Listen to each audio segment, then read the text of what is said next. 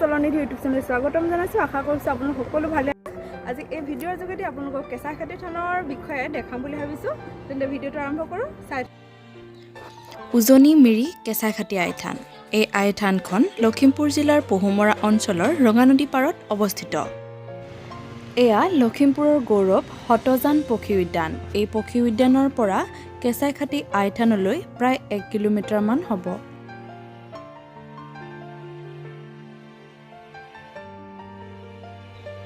প্ৰকৃতি প্ৰেমীয়ে পহুমৰাত অৱস্থিত এই শতজান পক্ষী উদ্যানৰ পক্ষীৰ যি নান্দনিক দৃশ্য, এই দৃশ্য উপভোগ নকৰাকৈ কাহানিও যাব নোৱাৰে কেঁচাইখাতি আইথানলৈ। ৰঙানদীৰ পাৰৰ 122 বিঘা মাটিৰে আবৃত এয়া শতজান জলাশয়। এই শতজান জলাশয় অতীতত নাছিল, আছিল বিস্তীৰ্ণ কৃষিভূমি। ৰঙানদীৰ পাৰৰ বিস্তীৰ্ণ কৃষিভূমি 1950 চনৰ ভূমিকম্পত ডুব গৈ জলডুবি হৈ পৰে আৰু তাৰ পিছতহে শতজানৰ সৃষ্টি হয়। এই শতজানত আছে বহুতো দেশী বিদেশী চৰাই, শৰালী হাঁহ আৰু জলজ উদ্ভিদ। উল্লেখনীয়, এই পক্ষী উদ্যানত প্ৰতি বছৰে পক্ষী মহোৎসৱ পালন কৰে।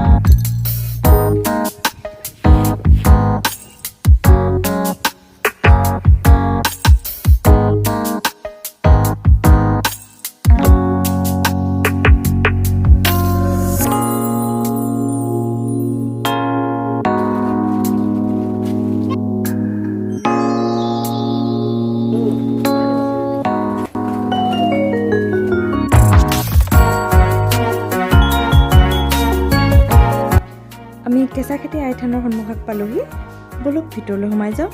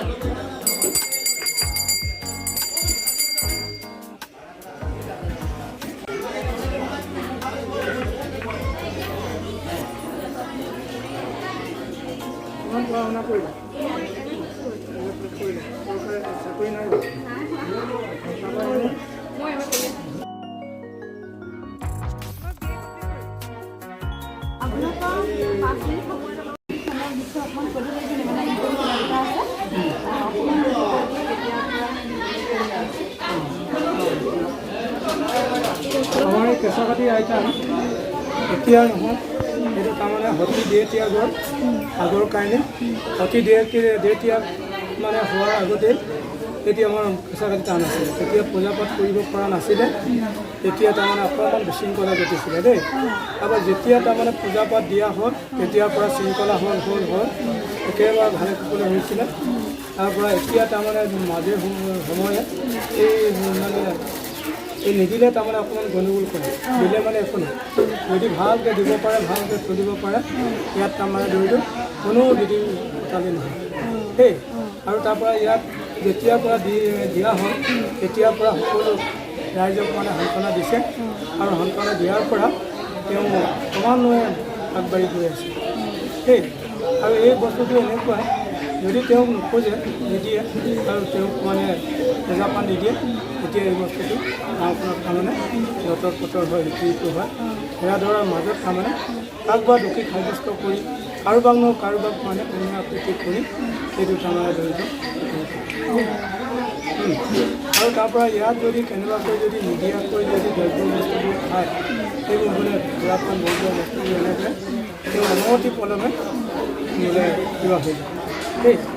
আৰু ইয়াত তাৰমানে নিদিলে মানে এইটো আৰু জানাহে তেওঁ যিটো বস্তু খাবলৈ নাপাব কিবা কৰিবলৈ নাপাব সেইটো তেওঁ একদম মুক্ত হৈ দৌৰিব আৰু সেইটো তেতিয়া তেওঁ মিলাবলৈ বহুত বেছি দেই ইয়াত তাৰমানে আৰু ইয়াত কি হয় এইটো মানে খুব বেছি ভালকৈ মানে চলাপাত কৰিব পাৰিলে যিমান ভাল হয় আৰু যিমান বেয়াকৈ দিব পাৰে তাতকৈ বেয়া দেই এই কেঁচা খাতি নামটো কেনেকৈ আপোনালোকৰ মনলৈ আহিলে বা কেনেকৈ ভাবিলে কোনে প্ৰথম ভাবিছিলে কেঁচা খাতি নামটো এইটো তাৰমানে কেঁচা খাতিৰ আইকাম তাৰমানে সতী দেহ ত্যাগৰ আইন দেই সতী দেহ ত্যাগ যে আছিলে তেতিয়া সেই কেঁচা খাতিৰ আইকামৰ সতী দেহ ত্যাগৰ কাহিনী তাৰমানে জড়িত যেতিয়া নিদিছিলে ইয়াত একো বস্তুৱেই নাথাকে এতিয়া দিয়াৰ ভিতৰত ময়ে দিছোঁ বাৰু আপুনি দিছিলে ন নহয় মই দিছোঁ বুলি কোৱা নাই তাৰমানে মোৰ ফালৰ পৰা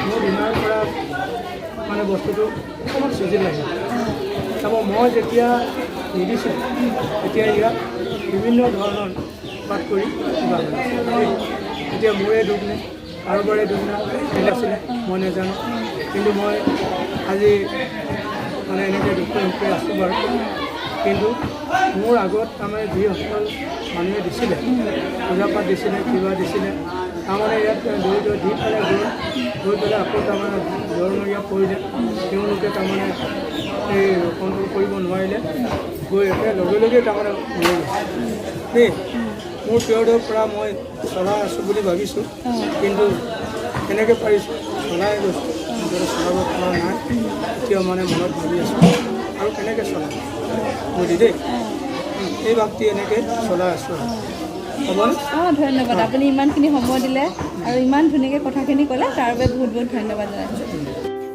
ভক্তসকলে এই থানখন জাগ্ৰত বুলি বিশ্বাস কৰে এই থানলৈ বহু দূৰ দূৰণিৰ পৰাও ভক্তসকল অহা দেখা যায়